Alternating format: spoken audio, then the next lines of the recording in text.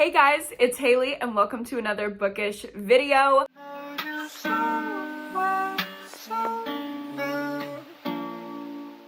Today I'm going to be sharing with you guys my top 12 summary recommendations. This is going to be all across the gamut, all genres.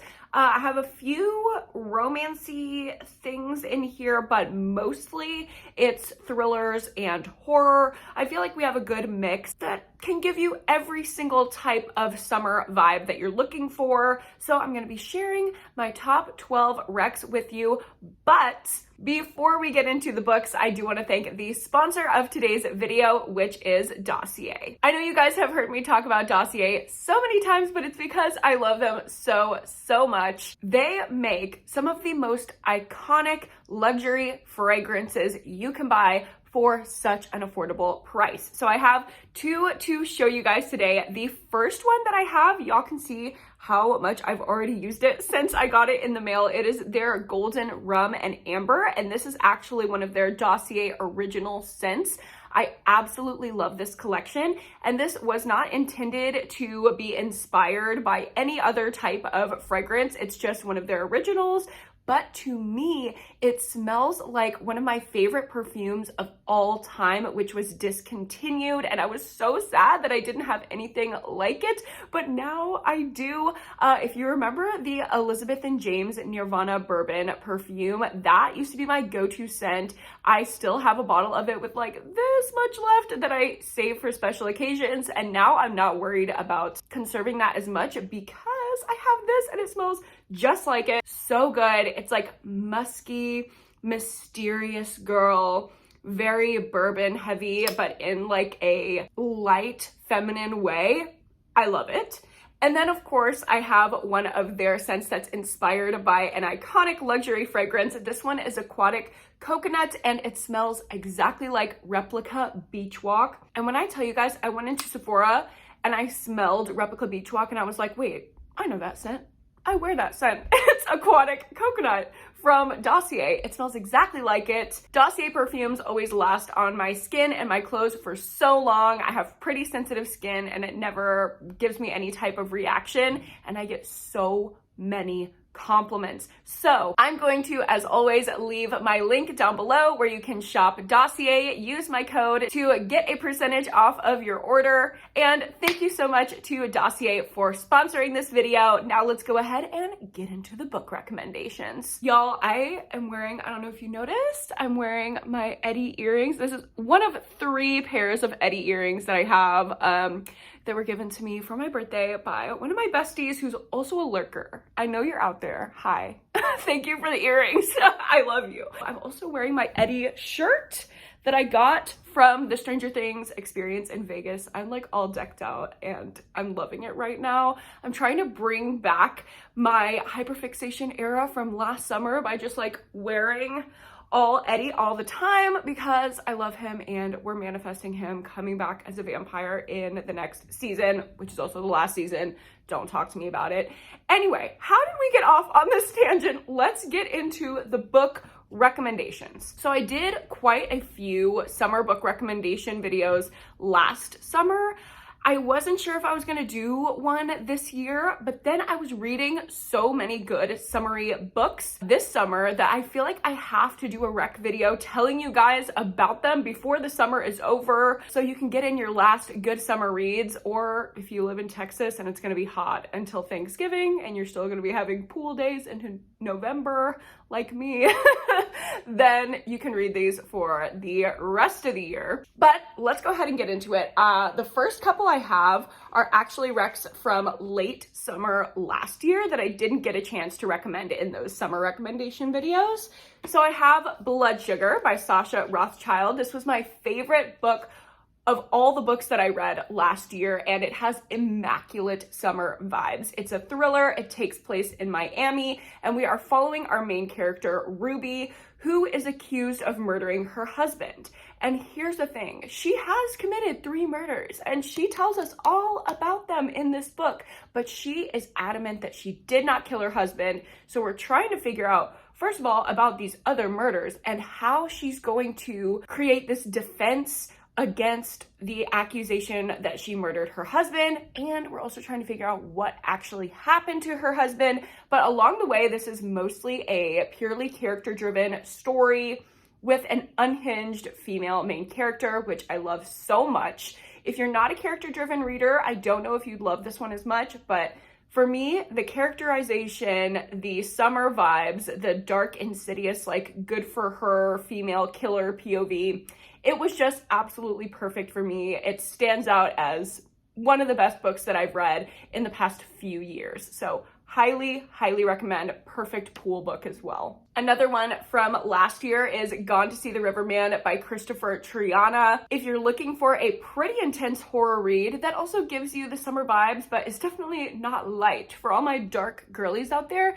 you have to read Gone to See the Riverman. And now is the perfect time because the sequel, Along the River of Flesh, just came out. I'm about to read that one literally after I stop filming this video. I am so excited to get into it, but this is the first one, and it takes place, I believe, in like Louisiana. Why am I picturing Louisiana? It's not saying on the back, but it's like hot, humid, swampy vibes, and this woman is a big fan of a serial killer. Red flags abound, just initially. And so she starts sending him letters and like kind of becomes one of his little groupies. She has issues. And she gets convinced by him through their letter exchanges to go and see the Riverman and do this final task while he is on death row to try to get him off death row so they can like be together and have their little serial killer and groupie romance.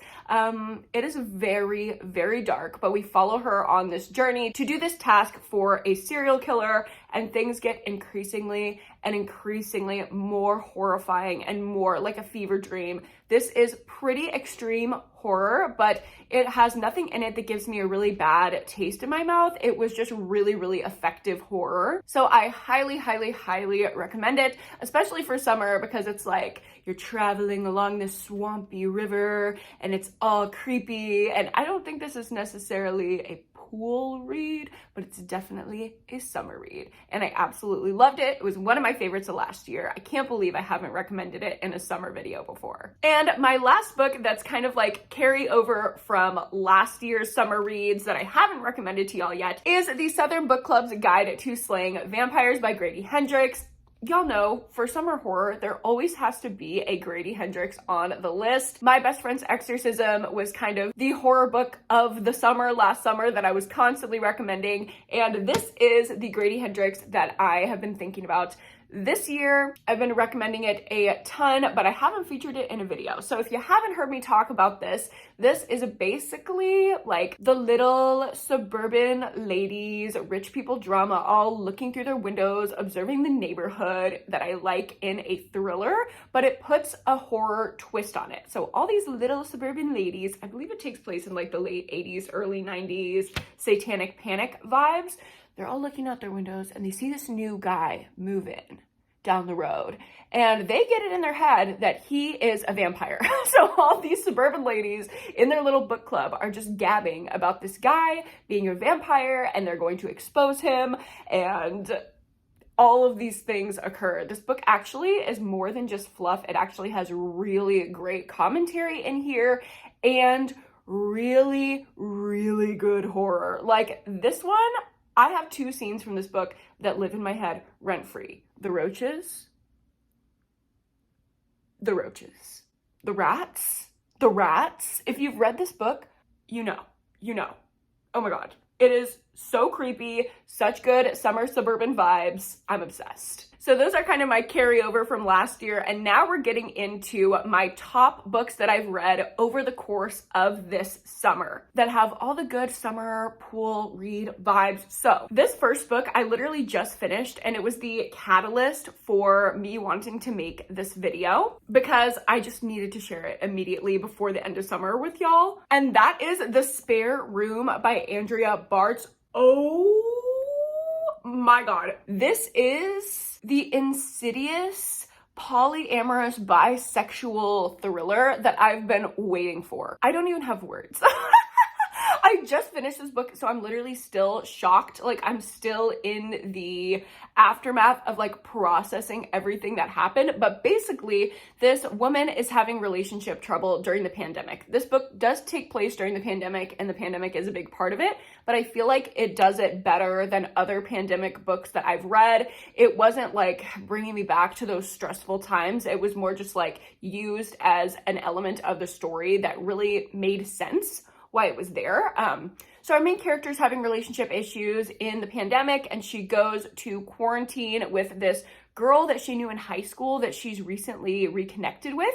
And there's like some element of their friendship where we're reading and we're like, are they more than friends? And then she gets there and she meets the girl's husband, and she's like, ooh, why am I attracted to this man? So now she's sitting here quarantining post-relationship trouble with these two people that she's super attracted to, and there starts to be vibes, okay? And threesomes occur. There is so much bisexual smut, like I can't, it's so good. And it was such a surprise to just randomly have bisexual smuts in a thriller. It's like, this is everything that I've ever wanted. But of course, it is also a thriller, so there's more than just that plot line. There is also a missing woman that is somehow connected to this couple, and our main character is getting increasingly nervous that they had something to do with her disappearance, and she worries that she might be next. This book is full of twists and turns. It is ridiculous. It is over the top. It has the smut. It has the thrills. It has the summer vibes. They're always laying out by the pool in their little mansion. It is iconic. To jump into one of my favorite summer romances and just romances in general, I want to recommend 7 Days in June by Tia Williams. This book single-handedly got me out of a slump that lasted months. I am so glad I picked it up. I picked it up based on Deja's recommendation. I'm going to link her channel down below. You have to check her out. I'm also going to link our collab video down below if you missed it. That was so much fun. But this is one of my new all-time favorites that was recommended to me by her.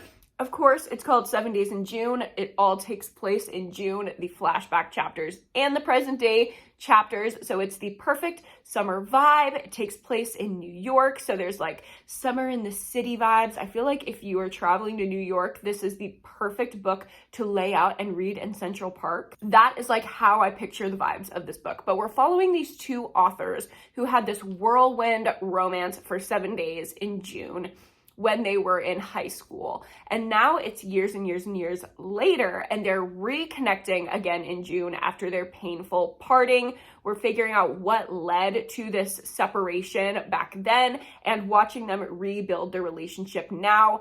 They have some of the best emotional scenes. I was sobbing at one point reading this book. I was laughing. I was relating. I was just loving it. So good if you're looking for an emotional summer romance.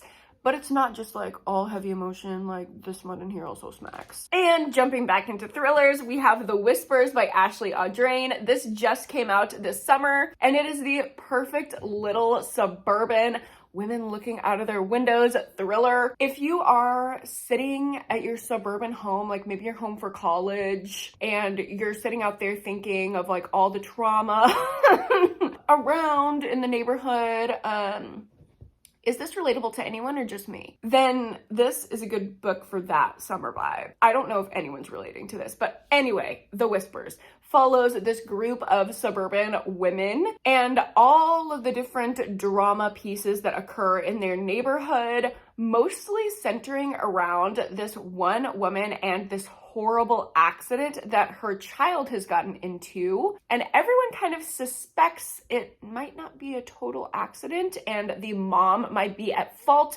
because they had this moment at a barbecue where she completely snapped on her kid, and it was like really scary and really embarrassing, and like everybody saw. And so everyone is immediately suspicious of her. And there's just so much drama, so many subplots, the ins and outs of their lives. It had great pacing. I feel like I was just able to like pick it up when I wanted to read it, and immediately I was sucked in, and then I could put it down. So it wasn't like unputdownable. It was kind of medium paced, but I liked just like picking it up and knowing that I was gonna get some like light, juicy drama. It wasn't a 5-star read, but it was so much fun, especially for the summer if you want a juicy little thriller. And hopping over to horror land, one of my favorite horror books that I've read this summer is Fantastic Land by Mike Bakovin. This one I just read in my carnival horror reading vlog. That was like the perfect vlog to do over the summer. I love the carnival amusement park vibes, and this one was definitely the standout of that video. The more that I sit on it after reading it, the more that I realize like this is definitely one of my favorite books I've ever read. It reads like a documentary, like Tiger King or something like that, where you're reading it and you cannot believe, like, it is just so ridiculous and over the top, but it's like true. It's not true. Like, this is a fiction book, but do you see what I mean? Like, I have been tricked into believing that this is a true world event that has occurred because the writing in this book is so effective. And we are following all of these people who are trapped in this amusement park, Fantastic Land, which is like very similar to Disney World, during a natural disaster. It's like this horrible summer storm that whips through Florida and has all these people trapped. And the US government is like not giving them resources or trying to evacuate them. They're like mostly focused on the people outside of the park, getting them help, the people whose houses were destroyed in the storm, because they think like, oh, they're quarantined there in this massive amusement park. They have tons of resources, food, like they're fine. They're not a priority. Little do they know the absolute carnage that is happening within the walls of Fantastic Land. People start to go feral. There's cannibalism. There's murder. It's like a Lord of the Flies situation where all these gangs are breaking off. And we read the book in interviews of people who were in the situation. So we're getting all these different perspectives of like what was going on at the time and the aftermath. And you kind of have to figure out like what to believe. Some people are like going against each other. It literally feels like a documentary. Like, that is the best way that I can describe it. It is so chilling. There's one chapter in there that I think about at night. Like, literally the past few nights I've been trying to fall asleep and randomly I will think about that chapter and I'm like, the horror is so great. It is just one of my favorite summary books that I've read this summer. Summary books that I've read this summer? Yep. Okay, it's a good summer book. Read it. And possibly my favorite thriller that I've read this summer is All the Sinners Bleed by S.A. Cosby. I feel like all S.A. Cosby books are perfect summer reads because they take place in the South. It's hot. There's always like a man sweating as he's running through the forest. I don't know. That's just what I picture in an S.A. Cosby book. But I loved this one. This is his new release. And Sean just knows how to do it, y'all. Like, he just knows how to do it. If you want a Karen Slaughter style, super dark, investigative thriller with an extra sprinkling of a commentary on top, this is it. In this book, we are following this main character who is the first Black sheriff in this small southern town. So he's basically already set up for failure. The constituents that he is trying to like keep in line are already against him, and he has to manage this absolute tragedy that happens at a school. It is a shooting, but it's not like your typical school shooting. So if that's a massive trigger for you, or you don't like reading about that, which I definitely don't. A lot of people in my life are teachers, and that's just something that I don't like to read about. I could still handle it, but it is dark. So look at trigger warnings. It's not like a mass shooting or anything like that. So just be aware, but also it was fine for me. We're following him as he digs into kind of the motivations for the tragedy that happens and uncovers this entire dark underbelly of the town. The character development is great, and it moves at just a breakneck pace. Once it sucks you in, you will not be able to put this down. This is the unputdownable thriller wreck from this video. I started reading it, thought I was going to go to bed, and I could not. I literally stayed up until 4 in the morning because I just needed to know what was going to happen. I could not stop reading this book, and I am so glad that I did, so I could recommend it to y'all before the end of the summer. You gotta read it. You just gotta. Next up, let's talk about a thriller that is like kind of like a thriller romance hybrid. It's one of my recent favorites from my Pretty Girl book club, which is always linked down below. If you want to join my book club, it's over on Patreon. Go visit down below. We have so much fun over there. And our most recent book club pick was How I'll Kill You by Ren DiStefano, and I absolutely loved it. It's also very summery, very hot. I believe it takes place in Arizona. So I just like reading stuff that matches the vibe that I'm currently living in. And it's been over 104 degrees in Austin for like the past month. So reading all the warm weather vibes, this one really stood out. We are following a group of triplets, and they're all female serial killers. They all kind of have their role in the killing process, the three of them. There's one that finds the mark, one that does the killing, and one that does the cleanup. The one character who usually does the cleanup is finally getting the chance to do her first kill, and we're following her as she's doing that, but she starts to fall in love with her mark. And she kind of has it squared away in her head that she is a psychopath. She's never going to feel these kind of emotions because of the trauma that she's been through and the way that her mind works. She's just never had that. She would rather kill men than fall in love with them. So it's really interesting to see her have these realizations of, oh my God, I'm a human. I have feelings. I might be falling in love. It's super character driven, not really fast paced, but really unique, really interesting, and I loved it so much. There are so many little subplots going on with the triplets and like their neighbors and being found out and like things like that, and other murders that are being committed as they try to like keep themselves safe and not exposed, since they've been committing murders across the country for years before this. There's just so much to this book. It has so much heart, again, just so much uniqueness. And if you haven't read it yet, definitely prioritize it before the end of the summer. More of a true romance to read over summer is Happy Place by Emily Henry. I feel like I kind of brushed over this one because I didn't read it in a vlog. I just talked about it in my wrap up, but I do want to recommend. Eddie, turn around. What are you doing? Getting caught in my hair. Oh, I would love to have Joseph Quinn caught in my hair. Anyway, I really do want to recommend this one to you guys because it is genuinely one of my favorite romances that I've read in a long time. Emily Henry just knows how to do it for the girls. Like, I know everyone recommends her, but I have to because I just love it so much. The quotes just stick in my head. I love her, I love her, I love her. And this one is a romance about an engaged couple who has broken up, but none of their friends in their friend group know that they are broken up. So they have to go on this like friend vacation and pretend that they're still together because they don't want to like ruin the moment and be like, y'all, actually the wedding's canceled.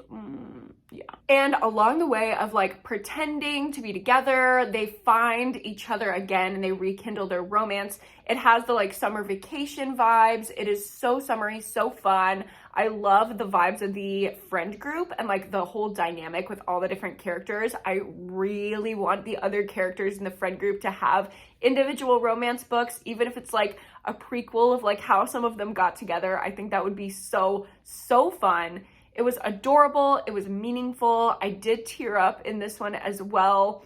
Y'all know I love a good emotional romance with a dash of smut and good vibes, and this was exactly that. Hopping back into horror, let's talk about The Honeys by Ryan LaSala. Oh my gosh, if you like a summer camp book, I feel like this might be my favorite. No. Last Time I Lied by Riley Sager is definitely my favorite summer camp thriller horror vibe, but this one is a close second because it just has all of the weirdness vibes. I would say this is a combination of The Last Time I Lied by Riley Sager and Bunny by Mona Awad. So if you like either of those books, and especially if you like both of them, you've got to pick up The Honeys. We are following a gender fluid main character, and they recently lost their sister. So we're following them as they kind of dig into how their sister died and figure out what led up to her death. And they do that by going to the summer camp that she would spend a lot of time at. meeting her friend group, and they kind of like weasel their way into the friend group and get to know these girls called the Honeys. And as they become closer with the Honeys, they realize that it's like a weird culty thing, and things go absolutely off the rails. It is so weird. If you like weird horror, this is for you. Something like When No One Is Watching or The Brightlands, where you're getting into it and you think, oh, we're just gonna solve this little mystery. And then by the end, you're like, oh, this was something so much more than that. It goes off the rails. It is so easy to read. Highly recommend the audio because I read along with the audio and there's so much sound effects. It was like a movie in my head, very easy to visualize. And again, so summery with the summer camp vibes. And the last book I want to recommend to you probably know what it is because this is the book that I've been raving the most about this summer, and that is The Perfect Ruin by Shanora Williams. This is the quintessential summer thriller. It takes place in Miami. Wasn't there another book? Oh my God. My favorite thriller of last summer and last year in general, Blood Sugar, took place in Miami. And my favorite thriller of this year and this summer takes place in Miami. Do I need to like go to Miami or something? Maybe. But The Perfect Ruin is taking place in Miami, and we're following this girl who was slighted in the past by this woman. And in the court case that was around the like kind of defining tragedy of her life, the name of the perpetrator was protected, but someone gives her the name of this woman. And so she enacts this plan. She crafts it over years of like how she's going to take this woman down. And this woman just happens to be like a millionaire, but not like, oh, I'm rich, like rich people drama thriller, but no, it's beyond that. It's like obscene wealth. She is this massive celebrity person, and our main character figures out a way to weasel her way into her life and enact the perfect ruin. It is so gripping, so twisty. I read it so fast, I could not put it down. Immaculate summer vibes. This is the pool read. Okay, the pool read. I would like you to read this by a body of water with some type of fruity frozen cocktail in your hand. That is your assignment from this video. Thank you for attending class. That is your homework, to read The Perfect Ruin, cocktail, body of water. Do it, come back to me, tell me how you liked it, and I'll give you a 100. It is just so good. Like, nothing else touches it, to be quite real. I even think it's better than The Last Mrs. Parrish, and y'all know how much I love The Last Mrs. Parrish, but like, this is the best Bitch I'm Gonna Steal Your Like thriller I've read. Okay, you get it. So that is gonna be it for my top 12 book recommendations of the summer. Thank you guys so much for watching. If you liked it, go ahead and give me a like and subscribe to my channel if you haven't already. Don't forget to go down below and check out Dossier for some amazing iconic scents at such an affordable price. And don't forget to go to therapy and read a book this week. I will see you guys in my next one, which will be my wrap up coming out very shortly. So I know there was a little bit of a delay on that, but very soon. All right, I will see you guys in my next one. Bye.